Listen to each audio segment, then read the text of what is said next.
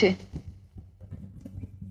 ইস, তোর মুখ পড়া উনুনটা তোরতেও চায় না, এটাও আমার শক্তি রয়েছে।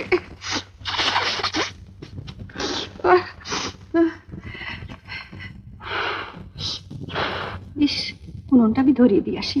না, বাবা রাগ করবেন।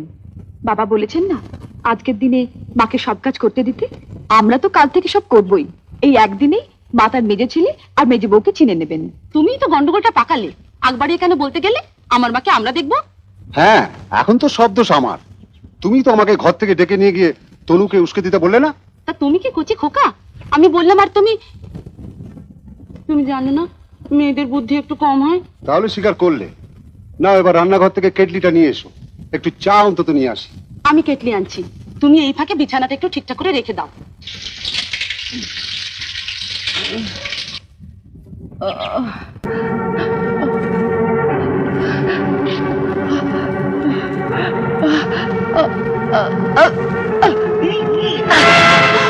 মা মা মা মা, যা সন্দেহ করেছিলাম ঠিক তাই। ইমিডিয়েট বুকে একটা পেসমেকার বসাতে হবে। পেসমেকার? পেসমেকারটা কি? একটা যন্ত্র, নকল হৃৎপিণ্ড বলতে পারেন। ওইটার সাহায্যে এখন আপনাকে নিঃশ্বাস নিতে হবে। চিনুকে বললাম আজ অফিসে যাস না, শুনলো না, বউকে যে বেরিয়ে গেল। ও থাকলে সব বুঝে নিত। কি করতে হবে আপনি আমাকে বলুন। কেসটা খুবই সিরিয়াস, নেগলেক্ট করবেন না। আজকালের মধ্যেই কোনো ভালো হসপিটাল বা নার্সিং হোমে ভর্তি করে দিন। ডাক্তারবাবু, কত খরচ পড়বে মনে হয়? তা প্রায় সব মিলিয়ে 20-25 হাজার টাকা তো বটেই। এতগুলো টাকা? লতিকাদের বাড়িতে গিয়ে প্রদীপকে বললে হয় না? না না, দেবে বলে তো না। মার অসুখের খবর শুনে লতিকা এই বাড়িতে আসাই বন্ধ করে দিয়েছে। পাগল নাকি? এখন গেলেই মা টাকা টাকা করবে। তাই বলে অসুস্থ মাকে দেখতেও যাবে না? আমি গিয়ে কি করব? ছেলেরা তো রয়েছে। আশ্চর্য, দিনের মধ্যে 10 বার মায়ের কাছে গিয়ে পড়ে থাকতে, অথচ। থামো তো, আর দয়া দেখাতে হবে না।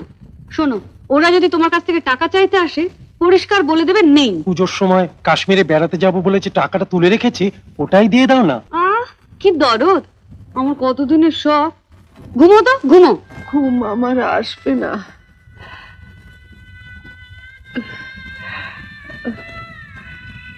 বুকে বড় ব্যথা। আমি আপনার বুকটা হাতিয়ে দেবো মা। না, তুমি আমাকে স্পর্শ করবে না। ওকে বকছো কেন? ও কি করেছে?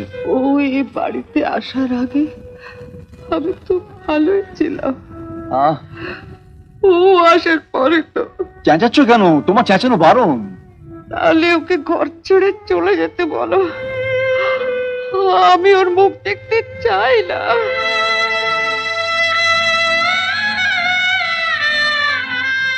চিনু বাড়ি ফিরেছে কিনা জানো?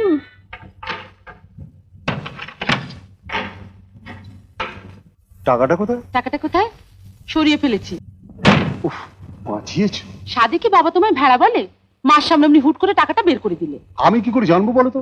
শোনো, মা বলেছে তুমি এলে তোমাকে মার কাছে পাঠিয়ে দিতে। কি ব্যাপার বলো তো? চলো, আমিও তোমার সঙ্গে যাচ্ছি। মা টাকার কথা বললেই বলবে। এখন আর উপায় নেই বাবা, টাকাটা আমরা জমা দিয়ে দিই।